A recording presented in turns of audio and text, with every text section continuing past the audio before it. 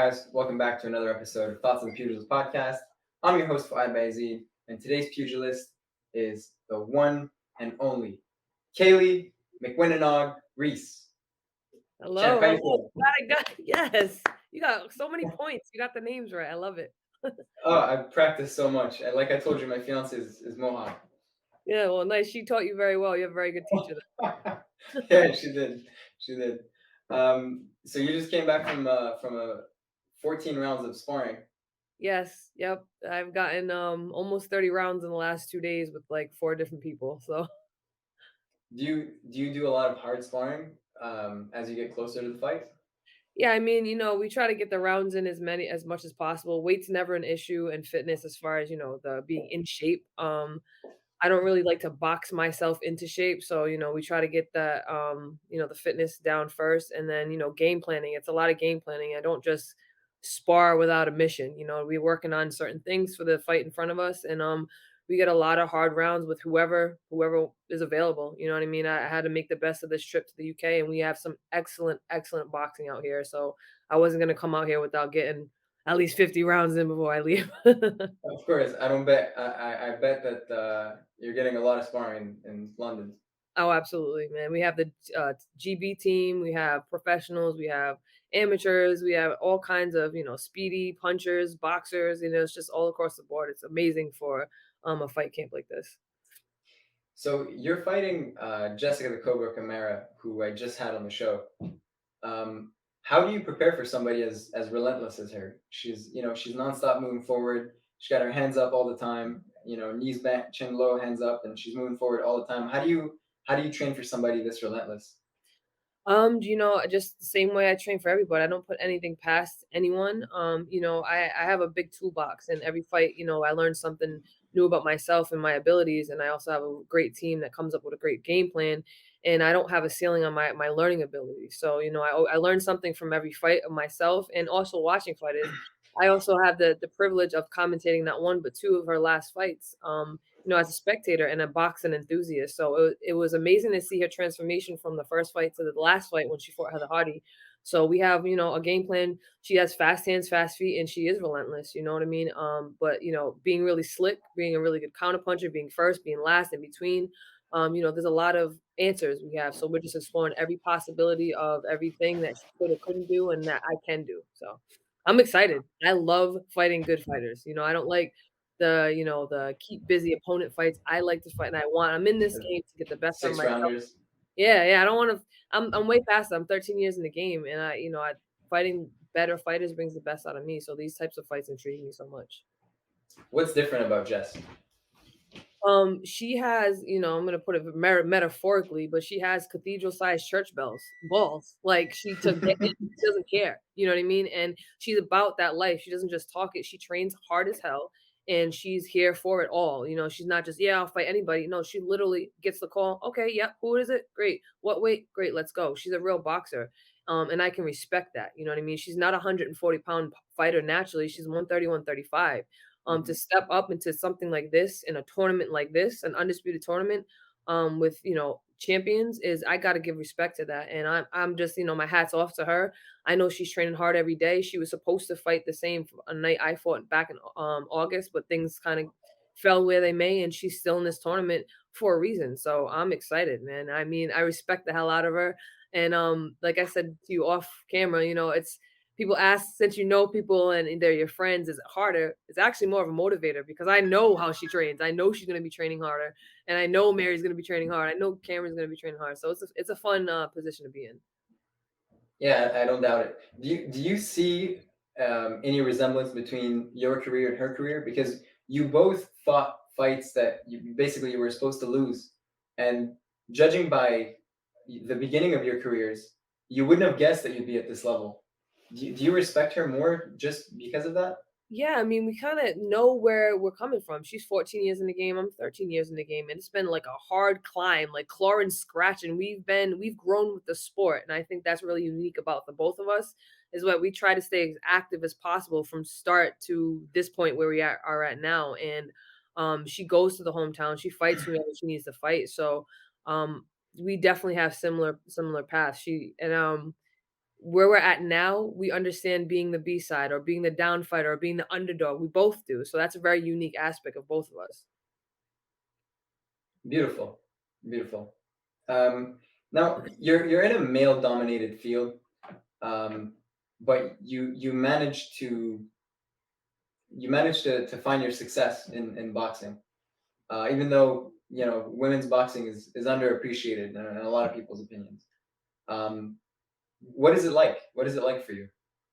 It's a familiar place because, from, as long as I can remember, I've always been the only girl, playing the sports, playing outside, playing basketball. I come from a family of 5 where I'm the baby and I have 2 brothers and 2 sisters, but it's kind of familiar territory. I was always the only whatever it was, whether it's the only native, whether it's the only Cape Verdean, whether it's the only girl. It's kind of one of those things where, um, I got used to being uncomfortable. You get comfortable being uncomfortable. So it's just, a fighter's a fighter, whether it's male or female. Punch in the face is a punch in the face. So it's really the fact that it's a male dominated sport. As far as getting the pay, that's probably like a quote unquote kick in the balls. But the equality is getting better, the pay is getting better, and the respect is getting better because people realize that it's not just a good women's fight, it's a good boxing fight. And we have a lot of promoters in the last like year and a half, 2 years, that are really believing in women's boxing and just putting on the really good fights. So I think we're moving in the right direction. We have a lot more work to do, but from start when I started back in 2008 till now, we're heading in the right direction. Of course, of course. I mean, it's definitely gotten better since when you started. Absolutely. What do you think this competition is going to do for women's boxing? There hasn't been a tournament for women. There's been Super 6 tournaments with men. So this is the Mhm. first of probably many because the ultimate goal. I mean, let's be real here. Our pool isn't as deep as the men. It's just is what it is. So we have to be very flexible as far as weight classes, as far as what fights we take. There's no tune-ups. I don't believe in tune-ups. You just got to be ready to fight at all times. So I know there's an ultimate goal with all women from 26 all the way up to 68 to heavyweight. Everybody wants to be undisputed. I'm won 5 titles in 2 different weight classes, but my ultimate goal is to be undisputed champion. And I believe that this is also going to showcase that no matter how you match all the 4 of us up, if it was Jessica versus Cameron first, or me versus Mary first, or whatever it was, I believe that the talent is crazy. So I just think Yeah. it's going to motivate every weight class to have that goal of undisputed. And honestly, from 118 to 26 to 30, 35, 47, we have an undisputed champion, but there's a lot of competition and every fight's a good fight. So I'm just excited for people to see the talent for women and people to motivate themselves and want to be undisputed. Right. I mean, the all 4 of you, you guys are they're all going to be explosive fights, all of them. Absolutely. Do you feel underappreciated as a female boxer? Yeah, I mean, it's as a female athlete, not even just a female boxer. I mean, female soccer players, female basketball players, female anything.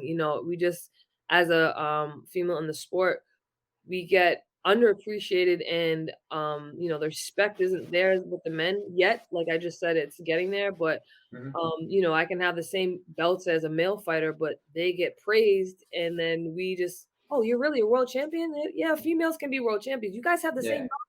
Yeah, we have the same belt, same weight class, not same pay and not same respect. So yeah, it's a shame to see how like for instance, I just saw something on social media about Lomachenko. He fought in his first 9 or 10 fights, just like Clarissa did, and she like wiped out two or three weight classes, and she gets a lot less respect than Lomachenko does, and he Hmm. does basically the same thing. So it's one of those things that it just it don't make sense. But like I said, we're going in the right direction, and the more we just keep showcasing the really good fights, I think the respect will get there. Absolutely. Is there something that you can do as individuals to support women's boxing or women's sports in general? I think, and I was just having this conversation today. Me myself, this is just, everybody's not going to operate the same way, but I really think it's important for us as female fighters to understand what our angle is. If your angle is to be a loudmouth, be a loudmouth. If your angle is to be a conservative, like a Katie Taylor, like she just likes to fight, that's cool. But don't criticize people for doing their own way.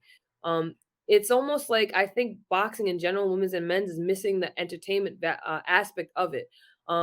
I have a guilty pleasure. I love wrestling. I watch wrestling. It's fucking entertainment. Sorry, but it's exciting. I love it. So that build up to the entertainment factor, I think we're missing that part of boxing, and I just think that us as females need to realize what is our brand. What is your brand? What are you trying? I know you're fighting. I know you want to be the best, but you also it's an entertainment business. What is your other angle? What is your brand? What are you about? Like I know what I'm about. You don't have to be about the same thing, but I think that's kind of the edge that could probably amp women's boxing and boxing in general up because sometimes let's get real. Sometimes it's boring. People like the drama. People like the drama, the build up. So I'd like to see more of that and just realize that it is a business at the end of the day. It would probably behoove you to kind of learn a little bit about the business, especially women's boxing, because it moves a little different than men's boxing. Do you think that you guys need to start some type of controversy between between each other to sell a fight?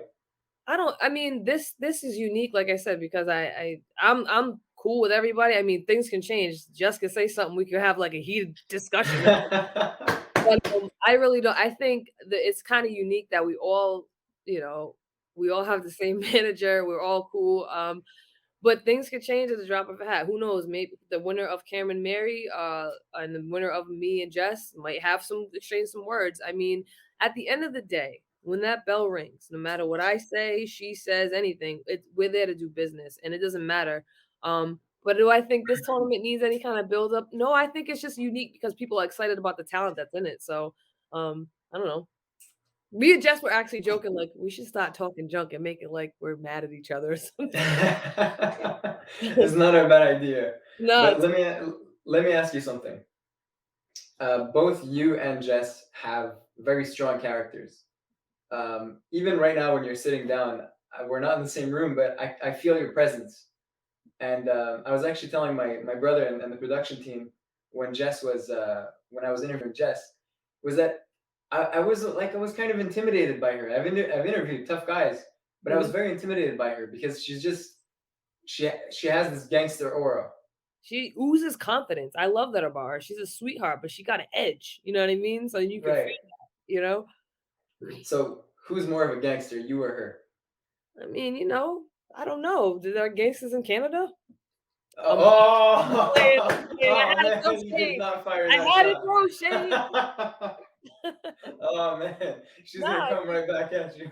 I don't know her like her personal gangster life, but I'm real. I'm 100% real, and real recognizes real, and she's one of the real ones, and she's one of the few real ones. So I don't know if Listen, it's a test of gangster. Jess is a true gangster. She's a Okay. true gangster. Maybe not everybody's carrying guns around in Canada like you do in the States, but we're nice. Hey, when I tell you that girl's a gangster, she's a gangster. We She's don't gotta carry guns if you get I knew she was gangster when that whole Cobra Kai thing came out because I had suggested, I was joking with, Brian, I'm like, "She's the Cobra. Yo, that'd be dope if she came up with some Cobra Kai." Oh, she rode that all the way. She took it and ran with it. I was like, "Yo, that's dope. That is gangster." So, nah, she's gangster. She got a little G up in her. all right, all right, all right. Well, we'll keep it at that then. Alright, alright. You're a huge supporter of the MMIW movement. Absolutely. Um, what does that mean to you? Being an Indigenous woman, being a mixed Indigenous woman, Sorry, can you tell us what the MMIW movement is for yeah, those that don't know? MMIW basically stands for Missing and Murdered Indigenous Women, but it doesn't just stop at women. We have men being stolen from us. We have boys being stolen from us. So it's just relatives, missing and murdered Indigenous relatives across the board between Canada and United States and any Indigenous land ever. Our women have been targeted since the dawn of time, sexualized, seen as just very subservient and just very, I guess vulnerable. And our women, it hasn't changed. So you can get into jurisdiction issues, but basically, it's not to quote something, but nobody's looking because nobody cares, and because we're the forgotten race as far as being Native American or indigenous, we're targeted because no people think that natives are like a thing of the past, and um It means a lot because number 1, I'm a female, number 2, I've been working with young native not native, but young girls in general, not just native girls, young girls in general, where the sex trafficking market is booming because it's a demand. As long as it's a demand, we'll be targeted as women and especially as native women. So, it's something that is not in mainstream media, that should be in mainstream media. Absolutely. Not to throw shade, but one white girl goes missing and it's across national news, but something happens to Native American. International, and we heard about it too in Canada. Yeah, yeah, international news, like, again, it's anybody anything that happens to anybody like that is sad, and not to throw, like, it wasn't as important, but this is kinda just my point. One white girl goes missing, and it's international news, and I have alerts on my phone that a Native person goes missing every day, multiple people, and these are cold case files. I mean, it goes if you jump down that loophole, it doesn't make any sense. There's never any leads. When you get to jurisdiction issues, if you're not native and you commit a crime on native land, native police and judge, you already know they can't accuse. Like it's Right. They have no real jurisdiction. They have no real authority. exactly. Yeah. So like things like families not wanting to report their loved ones as native as missing for fear of them not getting looked for as an issue. You know, police departments or federal departments that pick up these cases not caring because they think, oh, she probably was asking for it. Oh, she probably did. Right. I mean, just the stereotypical stuff about Native people in general, it really kind of affects it. So, I have a voice, I have a platform that I built with boxing, something that was gifted to me from the creator. So, because it's nobody knows about it, I do my best to just bring awareness because I believe the first step of change is to bring awareness. You know what I mean? Hmm. More people know about it, somebody might get motivated and have connections to maybe set up more cameras where people get taken more or just Hmm. something. So I just do my best to just bring awareness to this and also empower our women, our younger women, and our younger people that, this is not how it's supposed to be. You're not supposed to get stolen from us. You're not worthless. You are supposed to be bigger than your surrounding area. You can make it off the res. You can be a world champion. You can be whatever you want, and it's trying to break out of that genetic genocide. So I just do my best to bring awareness so people know about it more. And you're not saying about the girl that went missing that had that made international news. From what I understand, you're not saying stop showing them that attention. You're saying show the same attention to our girls as well. Exactly. It's not don't show or don't let. No, do the same thing across the board. It's so nobody should be getting taken, nobody should be getting murdered, but if we're 10 times more likely to be murdered or get have violence in our lives as native women. The Mhm. statistics for native women and native people is usually about 9 to 10 times more homelessness, abusiveness, addiction across the board. So that's a problem. So the more awareness you bring to it, like I said, is it just I think is more motivation to change. Just do the same thing. Do the same thing you do for everybody. Of course, yeah. That's not too much to ask at all. Mm-mm, No. not at all. What impact do you want to have on the indigenous community with your boxing, with your career? Just as far as representation, we have very little to close to none representation as far as in athletics, in film, in politics. Things like women's boxing is getting better, but just the representation from being an indigenous woman, being a mixed indigenous woman, and being a mixed indigenous woman from the Northeast coast, we have very little to none representation, positive representation as well. Again, a lot of times you say you're Native American, people look at you like, oh, they have all these stereotypes that go right to the forefront. You live on a reservation, you're an alcoholic, or you play bingo, your tribe has a bingo hall, you get money every month. Like the list goes on and on. You live in a Yeah. tent, you do this, you do that. It's one of those things where no, we do things, we world champions, we can make films, we're actors, we're writers, directors, there's all kinds of things that we do, and we're still here through all the genocide. They try to wipe us out, and we're still here in modern day society just trying to heal from everything that's still happening to us. It's not I can't stand when I hear the get over it part. We could probably start healing if the same things were happening. Mhm. Just the same type of it's genocide in today's society. It might not be 1600s just society where you're raping and pillaging the villages, but Right. you're also stealing our women. You're also not honoring treaties. You're also drilling through our land. So it's genocide just in 2021. Now, for somebody like me who I'm not native, I'm Arab, but I do live on occupied native land. what can I do to? What can people like me do to support the the indigenous community, knowing that we're here on colonized land, basically. Well, number one, you're already doing it. You know that you're on native land, and if no matter where you are, you might want to do some research to see what your local tribe is, what land you're actually on, and maybe the history of that tribe and what tribal land that you occupy. A lot of people don't know. That's me right now. I moved to Philadelphia, and I'm not too familiar yet with the land because I'm not from there. But I always want to know.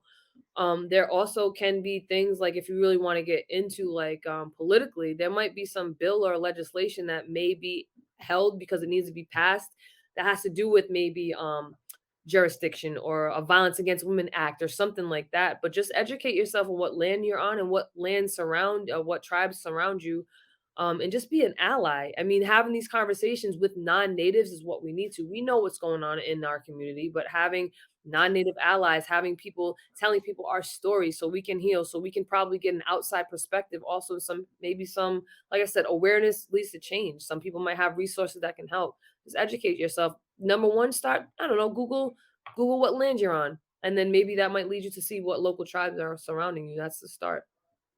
Of course.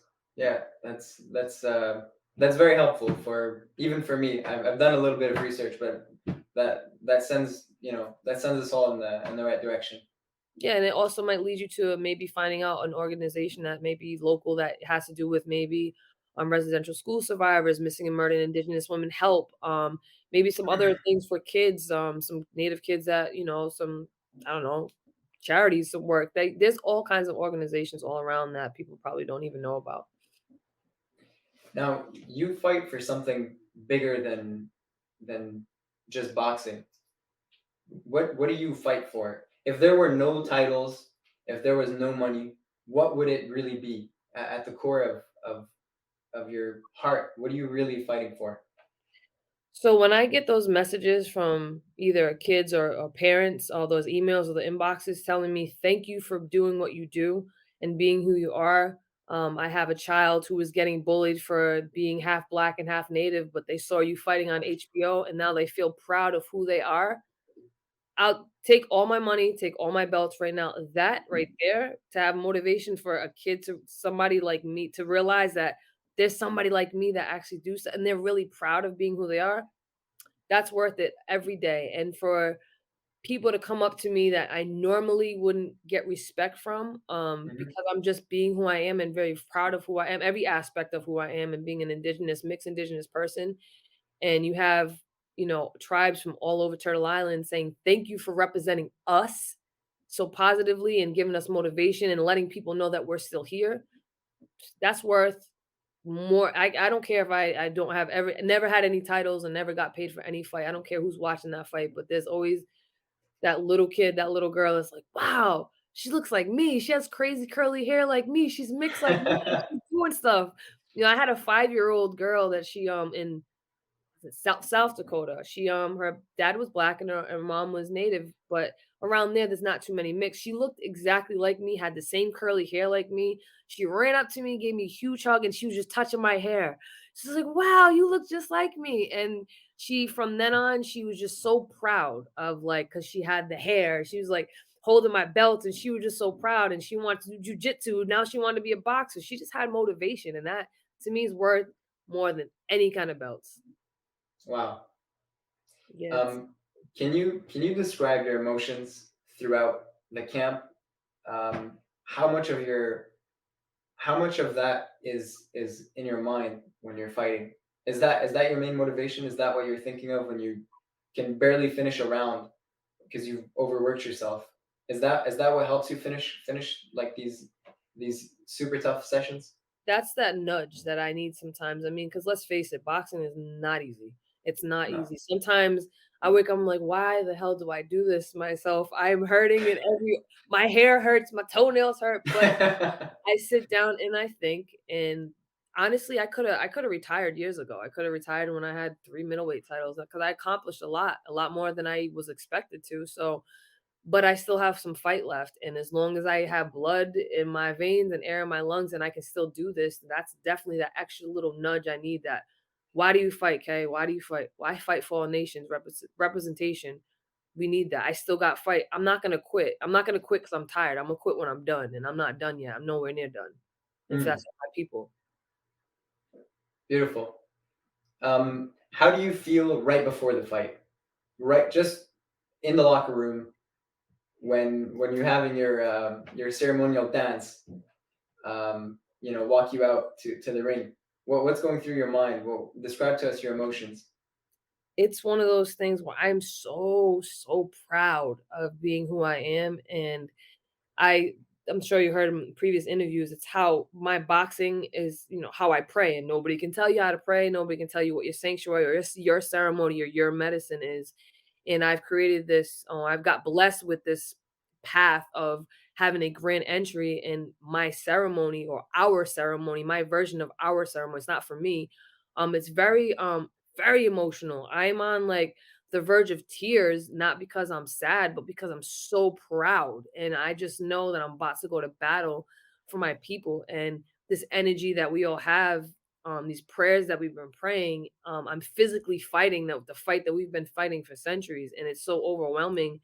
Like I said, at times I'm like, I just want to dance with the drum. I'm like, I don't even want to fight, I just want to dance. But it's so I just feel the immense feeling of pride, and I not just the drummers that are there, not just the crowd, not just the dancers, but I know I have thousands of ancestors with me there. No matter what country I'm in, no matter where I'm at, what state, wherever I'm fighting, I just know that my mission is understood by a higher power, and I'm so honored to be able to do that. It's my purpose, so I'm just so I want to fight now. Now I want to. It's not to hurt somebody. I'm I'm not, trying to hurt somebody because I just love hurting people. Obviously, it's the hurt business, so I switch on that killer instinct. But Mm, such a bigger purpose. I'm a firm believer of energy, and this is my medicine. So there's no sense of having a gift if you can't share it with people. So I'm trying to share as much as I can before I retire. of course. Well, hey, I mean, you look like you've got more than a few fights left. I got a good couple of handfuls in. So I don't plan on bowing out and retiring anytime soon. I got a lot left in the tank, and when I'm done I'll know. But right now I'm in smack dab in the middle of really good opportunities with women's boxing. So I'm gonna do my You're in go mode. due diligence, and we'll see. Do you feel like you're bringing your ancestors back to life when you fight? Absolutely. I mean, I can give you an example for my first world title win, the IBA title, when it was in Bermuda. Just Yes, please tell us that story. that is, people ask me all the time, what is your most significant title? I mean, it's every title has a story, but that was my very first title. It was after I came back to boxing after my really bad motorcycle accident where I was told I wouldn't box anymore, I wouldn't box again, your knee's blown out, you shouldn't box anymore. And it was during November, which is Native American Heritage Month for the US. And it Mhm. was in Bermuda where historically our people from the East Coast, no matter whether it was Narragansett, Wampanoag, Nipmuc, Shinnecock, our Or native enslaved. slaves from that coast were its slaves taken to Bermuda as a slave port, and then later dispersed in Portugal, Spain. Cape Verde was a slave port also, in England too. That's another reason why I like coming here too. So just the fact that I was able to go to Bermuda, physically fight, have ceremony, knowing that my ancestors were there, and then take them back was so I cried the entire 45-minute plane ride on the way back because I just knew that they knew I was there to take them home. I'm here to fight for you and take you home.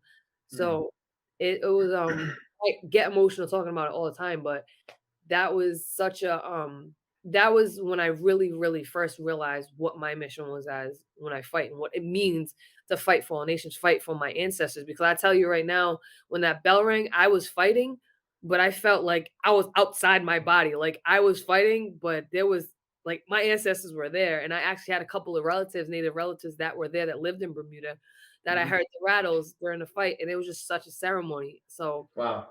it was amazing. And I just that I can't even describe that feeling. It's just a sense of pride. Like, I actually have a purpose and I'm really good at it. So I might as well do. But that is my most significant title. And that was the start of many, but I'll always go back to that moment of hugging my IBA title on the plane and like but people looking at me like I'm crazy, but I knew I was doing it, so did my ancestors. So it It's was years of hard work. years of hard work, and I know they were proud, and I know energetically we brought them home. We brought them home. Now, if obviously you won that fight and you brought the title home, but if you in a different world, if you hadn't won that fight, would you have still been satisfied just because you went there and fought? Is it just the act of fighting that really frees your people? Yeah, for me, it's the intention behind it. You know, anything, it's the boxing game. Anything, it's the game of millimeters and milliseconds. You know, if I would have made a wrong move and would have lost the fight, the intention of putting that energy out there, it's all or nothing. I'm not gonna half put my energy out there and my half put my prayers out there because of fear of losing. I'm gonna put it all out there, and what the creator decides to do with it and wherever it goes, my intention is still there, you know. Um Physically still have to train. If that was the case, I wouldn't train. I would just show up to the fight with my nice little pillow, like here I am, you know what I mean? So it's a balance of physically and spiritually and emotionally and knowing my intention. I obviously have to have a game plan. Boxing wise, I have to be physically able to do it, but my intention is there. So I mean, I lost the breakfast fight, but you know, yeah, there's controversy around that. But my Right. intention, my You intention, put her down and you moved forward pretty much the whole fight. yeah. So Yeah. as long as my intention is still there on at the forefront for this tournament, obviously I want to become undisputed. But that my main foundation of why I fight and my when I found my purpose is that's where it's from. What does undisputed mean to you? What does it mean to you to be the undisputed super lightweight champion of the world? That is the not the end all be all, but that is the ultimate goal. Like I said, I've accomplished way more than I was supposed to. But that right now, that is like, you know, I don't know if you ever heard of fighters talking about like post-fight depression, like what do I do now? I know that that is the ultimate goal. That's what I want to do right now. Um I win the tournament, I'm undisputed. We'll cross that bridge what it means when we get there. But right now in this moment, that is everything. That is the ultimate. That is the top tier. That is I've accomplished it all in boxing, and I've done it. I've done what I was supposed to do. I'm not saying Mm. I'll just retire, but obviously there's more opportunities after that, but that is the ultimate goal right now. That means everything to me. You know, I actually spoke. I interviewed on I believe it was Saturday or Monday. I interviewed Chris Moutinho. He's a UFC fighter, um, and he was telling me that when he finally got the call that he got into the UFC, um, he said that he was excited for a good 5 minutes, and he was really really happy, but the low was just as steep as the high, and he almost feels like he was anxious and he was almost was depressed because that's what he's been working for so long. Um, and he finally did it, and now he's not sure what his goal is. How do you deal with that? Because you've accomplished so much in your career, how do you deal with accomplishing something and then still looking forward to to other goals? I mean, just because I have that foundation of a bigger purpose, a larger purpose outside of myself and why I fight, that's a main reason why I can keep going. Because, like I said, I could have hung them up a long time ago, but it's like any goal in life. You get a house now, you want a bigger house. You get a car now, you want another car. You know what I mean? We're always chasing that goal, and I really realize, as cliche as it sounds, enjoying the journey and really looking. I did better than yesterday. I actually made it to the gym today. Celebrating those small victories is kind of what keeps you going. I mean, we all have this ultimate goal in front of us, but you can't miss the lessons and the journey on the way. I know that sounds so like generic, but it's truthful. Like I really just have to take it one day at a time, and, that it's such a weird thing, like, I'm sure if you talk to any entertainer that, you know, did the biggest show of their life, n it's like, "Now what?" But that having that bigger purpose and knowing that, I motivate and inspire so many just being and what I've done already, is really what kinda keeps me going, and I'm trying to stay in tune of knowing when I'm done. You know what I mean? When the creator says, "All right, you finished," and also, you know, I'm my name McQuinnog means many feathers, many talents, and it's not just boxing that I'm into. So I have this other endeavor that creatively being an actor now and you know a writer is And a something that mechanic. and a mechanic And a and mechanic. and an almost wife and everything else. So it's one of those Congratulations, by the way. Thank you so much. It's one of those things where because I have that personality, like I need to like work towards something, having something else that I do, not just boxing. It helps as well, but it's so parallel because it's kind of still the same purpose as far as representation and just having representation in film now and boxing. So, but that post fight depression is real. Like you're like, yeah, and I'm in the ring with belts, and I'm like, now what am I gonna do? What do people do when like a Oh normal no. you can't keep me out of the gym. I'm like, don't come to the gym for a couple of days. I'm like, so what do you guys do? Like, you guys watch the news? Like, y'all have dinner at like 6 o'clock? Like, what goes on here? So, life of a boxer is very, and we're fighters are very, very, very unique. No matter whether it's UFC or boxing, we're very unique people. In terms of what? Just I guess how our mental works, and there's always a goal. Whether the goal is to wake up in the morning and run those 3 miles, or the goal is to get to the gym or just get through the day. It's funny when you don't have a goal in front of you. You just don't know what to do. We were like, okay, what do we do? What do we do? What's the goal? I finished my plate. Okay, great. You know what I mean? Especially being a Virgo, we're very routine oriented. You Yeah. know, to make this even more relatable, by the way, I'm a boxer as well, but to make it even more relatable for students, um, after finals, a lot of the times students will have like missed out on so much sleep, and they have exams back to back, and then after they've written their last exam for the semester, in my case, I get this like burst of energy, and I don't know what to do with it because I'm on sometimes Adderall and Red Bull and like and everything just to be able to study. And then after you're like, ugh, now what? Like now I Yeah. can sleep. Like I'm sleep deprived, but I have this energy. Like give me another exam maybe. Yeah. Is that similar to what Yeah. fighters face? Yeah, I think so. And like I really think it comes down to having a goal and like accomplishing the goal. And it's like, you're at the top of the mountain, you just gotta find another mountain to climb, whether it's a mental mountain or a physical mountain, or if it's just the mountain of the day, of the hour. Like what do I do for the hour? By celebrating and finding those little things and not big goals, it helps. But I can relate to the now what? I need to do something. I wanna fight again. Can I fight tomorrow? Can we spar? Something just don't know what to do with it. And a lot of times you just need to just chill, honestly. Just, kinda sit with yourself and just chill and relax. Because rest and recovery time is just important, if it's not more important sometimes than the actual fight or the exam or the Crucial. goal. You know what I mean? I was actually going to ask you what your name meant, but you just described it. Yes. Um, what's many feathers?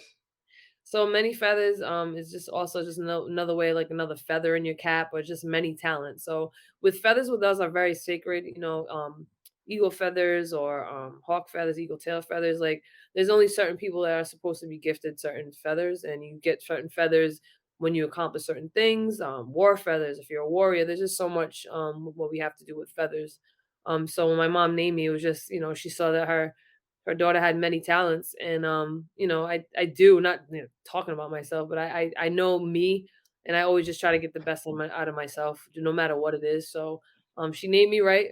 I do have many talents. I don't even know what other talents I have. I'm still exploring. So I just try to, I'm here in this lifetime for now, so let's see We'll what other see you again talent. in November when you box chess. Yes, I'm so excited about this fight. Yeah, me too. Me too. Yeah. Um, Now we spoke about this a little bit earlier, but judging by everything that your people have gone through, they were supposed to be wiped out. Like everything, I can't think of any other people that have gone through that type of abuse generation after generation, and they're still here. Um, can you? Does that give you the need to celebrate your culture? Just to you know, well, not make up for it, but just to show your presence, basically. Yeah, I mean, the ultimate goal was, any kind of war you look up, either whether it's the King Philip's War, or whether it's Narragansett Swamp massacre. I'm probably butchering the name, but any kind of war or any kind of confrontation, you look back into history with the colonists and native or indigenous people anywhere. The point was to get rid of us completely. You know what I mean? Mhm. And the fact that I'm here today, knowing where I come from, the exact lineage I come from, our history, to be very proud of that from a generation of from my great grandmother and my grandmother, even my mother, where up until the late 90s, for example, it was illegal to go around the city of Providence of Rhode Island and say that you're Wampanoag native because you could be killed on the spot legally. So the fact that that could happen in my lifetime, and now we're able to practice ceremony, we're able to speak our languages out loud, that we're also able to tell people who are we are now is, of course, I want to celebrate that every day. I'm able to speak my language without somebody telling me I need to cut my hair or you can't speak your language or that was wrong and I needed to be a Christian. That's what our residential schools were for. It was to kill the Indian and save the man. Cutting the hair, you'd get in trouble if you spoke your languages. You couldn't practice ceremony in public. These were all laws. You couldn't Mhm. practice any ceremony in public. You couldn't speak the language. You couldn't say you was an Indian. And the fact that I am able to, I'm gonna any chance I get to be proud of, wear my medallions, wear my wampum, speak my language, tell people to butney instead of thank yous, tell people akine instead of peace. I'm gonna do that to my lungs collapse because my generations weren't able to. For Mhm. instance, my great grandmother wasn't, it was kind of like taboo or we wasn't supposed to say you was Indian. We didn't talk about that. Even with my grandmother, we didn't talk about that. They couldn't. It was just passed down from generation to generation. And we're part of the first contact tribes, what we call first contact tribes on the East Coast. We Mhm. were the ones that saw the colonists first, before we had them go to the Midwest. And the fact that we still know that and we still have our traditions passed down, even through all the genocide and through all the abuse that we took, trying to understand or think that we're bad, we're savages, we're evil because we, are in sync with all living things, and that can go on and on. But I'm proud of that. At first, Yeah. as a kid, it was really tough being mixed, being two spirit, being, not native enough because I was mixed with black, not black enough because I was Cape Verdean, but I was native, and it was just all over the place. I wasn't proud of my hair. I'm like, because I was listening to everybody else's perspective on what Native American or indigenous person was supposed to look like, be like, act like, talk like. And so every chance I get, I'm gonna celebrate. I got Mm. tattoos, I got jewelry, I got anything I can do to represent my Can people. you show us your medallion? Can you Yes. bring it a little bit closer to the screen? Wow, that's beautiful. So what? So there are mittens and feathers, and then the sun at the top. So Wampanoag means people of the first light. So this is just a sunrise, people of the first light. I have the two feathers, two eagle feathers, and then these are boxing gloves. And Oh, Wampanoag is okay. a tribe, and then it says Indian, like Indian, and then champ. Beautiful, Yeah, so beautiful. my aunt beaded this for me and I designed it. And then the purple and turquoise are my family colors, and purple and white are the color of wampum, what we use, and Mhm. it shows purples means royalty. So, I'm royalty. You are royalty. You are royalty. I mean, you're on top of the world right now. Yeah, man. I still got some mountains to climb too. Of course. Um, so you've witnessed a lot of trauma as a child. Um, what advice would you have for your younger self? And can you tell us a little bit about your your childhood? Yeah, so as I said, I'm the youngest of five kids. I'm the only child between my father and my mother. My mom has two kids, my father had five kids. Mhm. We didn't grow up in the slums, but we didn't grow up in the greatest houses either. It was back and forth between the projects, and then we would rent a house for 6 months. My father was an entertainer. He actually used to tour around with Marky Mark and the Funky Bunch back in the 90s. He Really, was he's a rapper.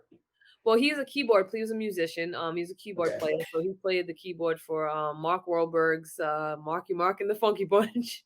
Um, so, it was one of those things where my parents got married, but they also got divorced when I was really young. My father was in and out of my life. A lot of empty promises, a lot of "I'm gonna be there," a lot of leaving me on the stairs waiting for him to pick me up. When he was there, he was there. When he wasn't, he wasn't. He was real abusive towards my mom. Arguments all the time. I was so scared of my father because he was so loud and he was so angry all the time. I witnessed him put hands on my mom a lot more than I think they ever realized, and it was just something that kind of became the norm.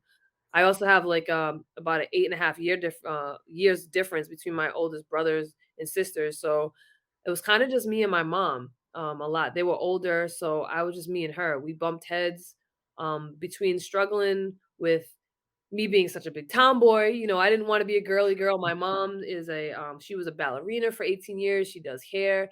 Here I come out like, don't put me in dress because I'm gonna climb some trees and I always want to. Lady, don't put me in that. I'm gonna climb a tree and I'm gonna throw some heads too. Exactly. I was always fighting with the boys. I had some thick ass welfare glasses and braid ties. I was the Indian kid in class. It was just a struggle, man. It was a serious struggle.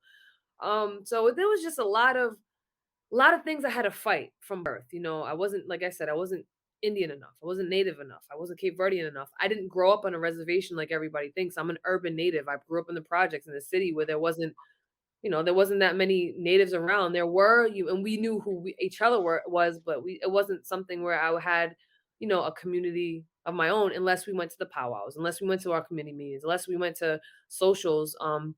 However, my mom made sure she instilled our ceremonies, our culture, as she was still relearning it into me. So I'm kind of like the first generation that grew up, doing things the native, quote unquote, native way. Mhm. Um, so I started playing, sports as a young kid, very sporty. Around the age of 11, I started smoking weed. Started selling and smoking weed. I wasn't a great drug dealer. No. Not at all. I didn't wanna be bothered. It's not great for, funds to come in, and, around the age of 12, I was taken advantage of, by a neighborhood kid that I thought I could trust. I don't normally use the R word, but I raped at 12 years old. Yeah. From there, between my father being in and out, me struggling with my sexual identity, with just identity in general, kinda pushed me over the edge, and I did what anybody would do in the neighborhood, and I started drinking. Mm. Especially from genetics, alcohol, hey man, it's something, I'm just gonna try to numb the pain. I was still playing sports. I used to paint. My grandmother taught me how to paint. It just wasn't cutting it. So I really needed another outlet. And at that point, I really started exploring boxing. I just didn't think boxing was around where I was. I thought you had to go to New York or Philly or something where boxing was Right. prominent. But fast forward to going in the gym for the first time, it was the only place where my head wasn't everywhere and it could just focus on what I was doing at the moment. It was really quiet in the chaos. Mm. And, I thought a lot of things were my fault. I thought my father left because it was my fault. I thought it was my fault. I didn't want to tell anybody because I was embarrassed that, I'm like, I must have done something because these things keep happening. I thought my mom was pissed off and sad all the time because I was just, excuse my language, but I was just a fuck up. Like, I didn't know. I just thought it was my fault.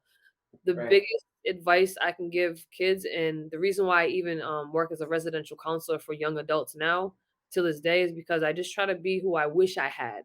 I wish I had somebody to listen and just tell me that it's okay and to express myself because with everything else going on, my mom is also a Christian. So coming from a household where religion, she's trying to explore her religion and trying to lay these Christian household rules and these kind of morals, but also instilling in me the way I was raised native, it was a contrast. I was so confused going to church in a powwow. I'm like, but in the Bible it says this stuff is evil, but I don't really resonate with that. It was just so confusing. Um, but just know that it's not your fault. That's a huge I wish I would have had somebody tell me it's not my fault, and find an outlet, whether your outlet is drawing, whether it's running, whether it's something find something that really makes you happy. Like, if it's going to the ocean and people think it's corny, who cares? I feel bad for the kids nowadays because we live in such everything is monitored, social media, everything is monitored for kids, so know it's not your fault and find a positive kind of activity that you can have as an outlet, whether you wanna go in the middle of the woods and scream, whether you wanna write it down. That's the easiest outlet I had, was writing it down, but and just really know it's not your fault. That's huge. Wow. That's that. I'm sorry you have to go through that. Um, It's my story, and I'm very proud of it, and it's made me who I am today, and it's made me relatable, so I wouldn't change it at all. If it can help somebody else, I'll go through it 100 times. wow. I'm sorry you left me speechless a little bit. No, it's all good. um, so that's a pretty common response um, to heavy trauma is self blame. Um, how are you able to get out of that loop? Because right now, like just judging by who you are, you're a very mentally strong person. Is there something that you do on a regular basis to maintain that strength, or to to strengthen it? I found, as dumb as it sounds, not dumb, but I started doing yoga and meditation when my brother passed away in 2017 because boxing wasn't cutting it. Boxing was my No. outlet. I had to find something else. But not necessarily meditation where you sit on a pillow in orange and you shave your head and you're a monk for 6 hours, not that kind of meditation. Meditation is where you can observe your thoughts and just kinda let them go. Think them to death, and then just let them go. Whether that's taking a walk, whether that's I talk to myself all the time. It works. But you gotta get it out. You have to get it out. If you hold it in, I used to be one to hold it in all the time. I didn't talk to anybody because I didn't trust anybody. I didn't have anybody I could trust, or I didn't have anybody I could talk that wouldn't judge me. Like, I was so afraid of speaking to my mother because I was getting judged about my sexuality, about things I had questions about. You know, I when I came out to my mom being a two-spirit, she told me I was an abomination. So I was like, ain't saying nothing else to anybody, never mind, kind of a thing. Jess had the same response from her mother, Yeah, we had unfortunately. that conversation. I'm like, "Isn't that like that's crazy, right? Like your own child, you're just gonna urine about me." It was nuts. Um, but, yeah, I mean, we're all up work in progress, and actually my now fiancé, he actually pointed it out to me one day. He said, "You know, in the beginning of your career, you used to fight like you were punishing yourself." And I realized it when he said it because I didn't realize how good I was because I didn't think I was worthy of getting good things happening to me, nor did I think I was worthy of being so good and so blessed.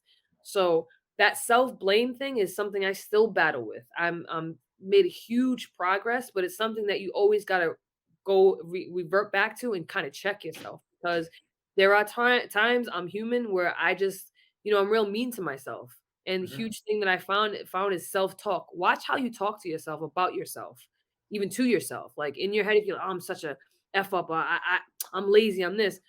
Realize your faults, but talk nice to yourself. You gotta really Mm. be nice to yourself. Admit and put your issues or your things that you maybe want to change on the table, but speak nice to yourself because that self-worth is huge. That has to do with believing in yourself. I had a really hard time believing in myself. I just didn't think I was worthy of being treated right in friendships, relationships, or, thinking that why did my dad leave and why was he so mean? And I just again, it goes back to it's not your fault. It's really not your fault. You can't control what Mm. other people do, say, how they act. You can just control what's in your mind. So find a way to meditate, whether it's walking, whether it's sitting quietly. I do that sometimes. I meditate walking back and forth. I meditate in nature. I meditate by talking to other people. You just got to find a place to be real with yourself and know that it's just temporary and get past it and observe it. Just kind of let it go, man. And it's something I still struggle with. I still sometimes I get that weird funk where, oh man, I'm not worthy of this, but it's kind of something you just kind of have to really realize and admit and then get past and work through.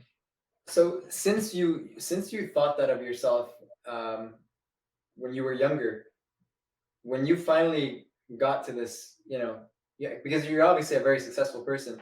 When you got all the success, did you suffer with imposter syndrome at all? Did you think to yourself like, I'm not really supposed to be here, or? Yeah, I mean, I noticed it in the fifth round when I fought Cecilia Breakers. I still Mm, had it going into that fight. I knew I was good, but it was one of those things where I'm like, "I'm not supposed to be here. I'm not supposed to be here." But something in me clicked that fight, and, I remember Brian hopping in the corner. He wasn't even the chief second. He was like, "Yo, wake up. You're supposed to be here, okay? You're supposed to be here. Do what you know how to do." And that was just something I needed to hear to kinda just have that switch. And he was right because as soon as I believed that myself, shit changed. And mm, not just in a fight, but in life, you're supposed to be here. If I'm still breathing and I'm still doing things and I'm still waking up every day, you're supposed to be here for whatever purpose you have. It's not gonna be my path. You're not gonna be a world champion. You may be the best Burger King manager out there. That's your path. If you're good with people and you happen to work for Burger King, but you exude that energy, that positive energy, that's your path. But you are supposed to be where you're supposed to be. Everything is temporary. Happiness, sadness, every moment is temporary.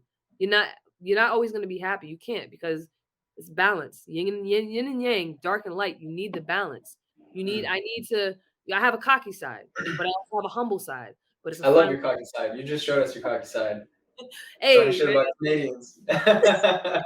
Well, prove me wrong, bro. Yeah, I'll prove you wrong. Oh man, you're Um, lighting a fire under Jess's ass. oh, good. That's what I want. I want her to come in fiery. Yes, You want the Canadian. best Jess. All right. It's been quite the journey. Before we let you go, we want to play a game. It's a speed round. So I'm gonna name some boxers, okay, and then you're gonna describe them with one word or one sentence. And by the way, Jess was a killer at this game. So You kill show at us the what you stage, got. you gotta be killing when that bell rings. I don't care. You need to be a trivia whiz. You need to be a trivia boxer when you get in there with me. Hey, that's still my homegirl. That's still my homegirl. She's So my homegirl too. You're talking to somebody that just did damn near 30 rounds in 2 days in a different time zone. So go ahead, shoot. all right, are you ready? Yep. Since you're talking all this smack, let's start with Jessica the Cobra Camara. Fierce Fierce, fighter. beautiful. Mhm. Mary McGee. A tough motherfucker. Chantel Cameron. Full of pizzazz and heart. Seriously. Katie Taylor. Whoa, what do you mean? Like, whoa, damn, with a W in the middle. Yeah, but she's a sweetheart and an excellent fighter. Put it that way. Beautiful. Clarissa Shields. A monster. A monster. Amanda Serrano. A beast, and pound for pound, one of the best to ever do it in women boxing era of my era. Okay, and finally, your sparring partner, Ebony Bridges. Hits like a 240-pound black man that just did a 20-year bid at Rikers Island. Straight up. Is she really hit that hard? I can't even describe to you how hard she hits. It's insane. It doesn't even make any sense. Wow. Yeah, Well, good to know. I'm gonna research her. Maybe she'll be the next guest. Yeah, she's amazing. You'll like speaking with her. I hope so. And I wanted to do another one for my favorite boxers, just because I'd like to hear what you'd say about these guys. Okay. So let's start off with your friend Demetrius Boo Boo Andre. One of the most awkward and talented and highest boxing IQs I've ever had the pleasure to know. I've known him since we were kids. What happens when he fights the winner of Canelo the winner of Canelo and Plant? He beats him. He beats them both? He beats them both, and I love Canelo, was one of my favorite fighters, but I think Boo Boo is too skilled and too awkward. I don't know. I believe he beats them both. Tough fights, but I believe he beats them both. Okay. Describe Canelo. One of the most well-rounded and versatile fighters I've ever seen, as far as he can do everything, and he's built his fighting style as he's gone along. He's the most well-rounded fighter I've ever seen of this era, honestly. And Plant, finally? Plant is a similar to Boo Boo. He's very talented. I've actually watched them spar. He's one of the most underrated fighters right now. I think he's really underrated. I like him. You think he's underrated? I think I don't think people realize how good he really is. Like I said, he has a similar style to Boo Boo, very speedy, but he's very smart. Very smart and very slick. They're both very awkward. You're right. They are both very awkward. Yeah, so watching that sparring tape was like, oh my God, can we pay for that? So yeah. All right, guys. Thank you so much for your time. I'm overwhelmed just standing in front of you. I really, really appreciate you coming on the show. No problem, man. Thank you for having me. It's been such a pleasure. Thank you so much. Follow my homegirl, Kaylee Reis, on Instagram, or as always, peace. Thank you.